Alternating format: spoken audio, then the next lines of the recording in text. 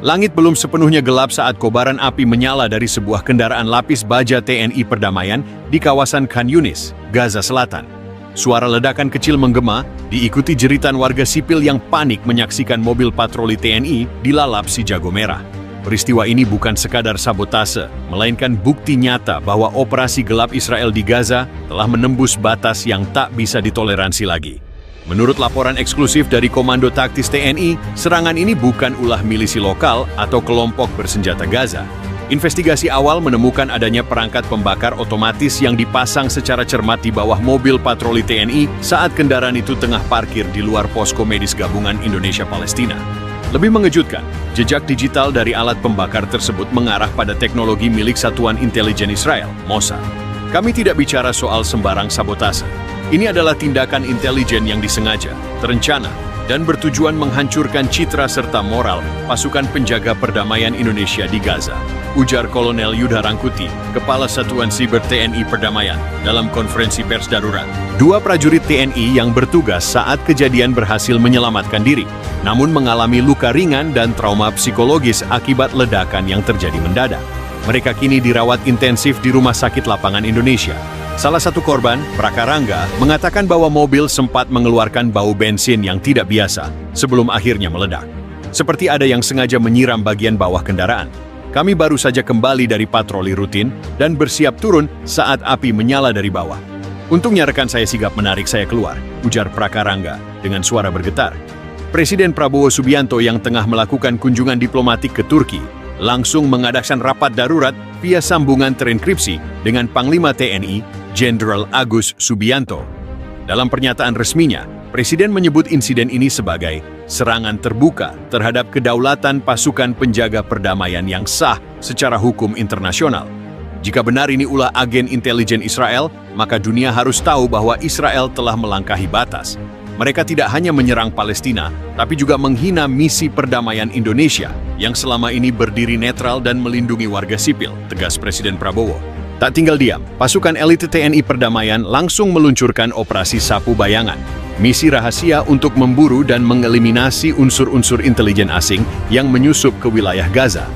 Komando Pasukan Khusus, Kopassus, telah diterjunkan dalam penyamaran penuh, bekerja sama dengan milisi lokal yang selama ini loyal pada pasukan perdamaian Indonesia.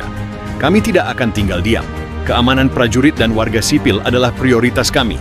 Dan siapapun yang bermain api, akan kami bakar dengan bara keadilan, ujar Letnan Kolonel Sandika Mahendra, Komandan Operasi. Warga Gaza yang menyaksikan keberanian dan konsistensi TNI Perdamaian memberikan dukungan penuh.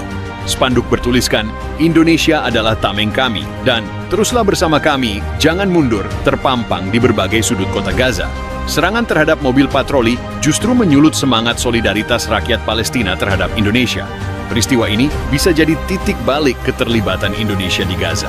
Tidak lagi sebagai pengamat netral, tapi sebagai kekuatan aktif yang berani melindungi rakyat tertindas dari segala bentuk agresi, bahkan dari intelijen sekelas Mossad.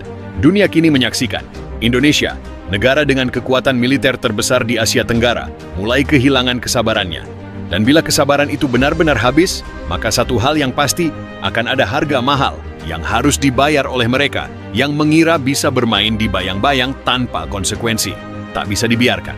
Api yang membakar mobil patroli TNI adalah simbol awal dari bara perlawanan yang siap menyala di seluruh penjuru Gaza. Mobil patroli TNI Perdamaian jenis Komodo 4x4 buatan Pindad yang tengah diparkir usai misi pengamanan distribusi logistik di Khan Yunis meledak hebat setelah sebuah alat pembakar berteknologi tinggi dipicu dari jarak jauh. Dua prajurit TNI yang berada di dekat kendaraan itu, Serda Andi dan Prakarangga, berhasil melarikan diri namun mengalami luka bakar dan trauma akustik akibat ledakan. Awalnya kami pikir hanya korsleting biasa, tapi api menjalar terlalu cepat. Lalu kami sadar, ini bukan kecelakaan. Ini sabotase, ujar Serda Andi dari ranjang rumah sakit lapangan dengan suara terputus-putus. Sisa kendaraan berubah menjadi kerangka besi hangus.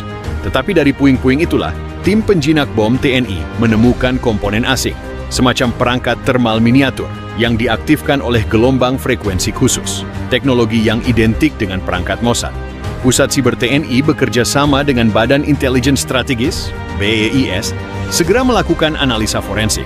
Hasilnya mencengangkan, Modul pembakar yang digunakan memiliki sidik digital identik dengan teknologi yang pernah digunakan dalam operasi pembunuhan ilmuwan Iran di Teheran dan sabotase reaktor nuklir Suriah beberapa tahun silam. Semuanya diduga dilakukan oleh Mossad. Kami tahu cara kerja mereka, sunyi, presisi, dan selalu meninggalkan jejak yang nyaris mustahil dilacak. Tapi kali ini mereka ceroboh. Mereka lupa, Indonesia bukan bangsa bodoh, tegas Maijen TNI, Purn Triyono Wibowo, penasihat khusus operasi TNI Perdamaian. Presiden Prabowo Subianto yang sedang berada di Ankara langsung mengeluarkan pernyataan resmi. Dalam pidato singkat namun penuh kemarahan, ia menyatakan bahwa Indonesia akan mengejar kebenaran sampai ke akar. Bahkan jika itu berarti harus menghadapi Israel secara langsung di medan internasional. Kami datang ke Gaza membawa damai, bukan senjata. Tapi bila damai kami dibakar hidup-hidup oleh agen bayangan, maka kami akan datang kembali, membawa kebenaran dengan nyala api perlawanan. Di Jakarta, ratusan ribu warga turun ke jalan dalam aksi solidaritas.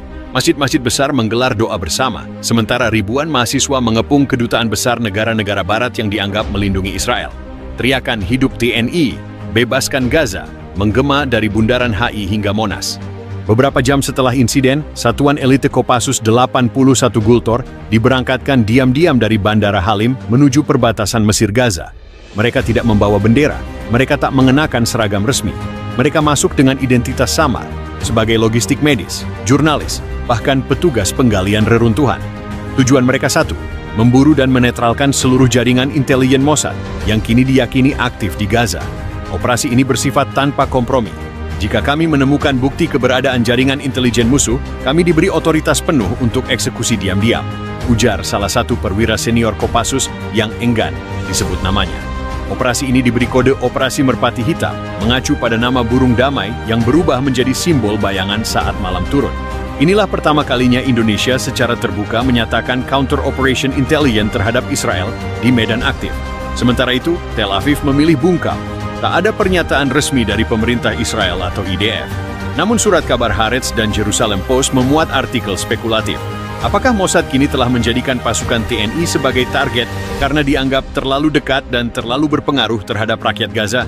Para analis global mulai menyadari sesuatu. Kehadiran Indonesia di Gaza tidak lagi netral. TNI dengan pendekatan kemanusiaan dan disiplin militernya berhasil merebut hati warga Gaza, dan itu membuat Israel tidak nyaman.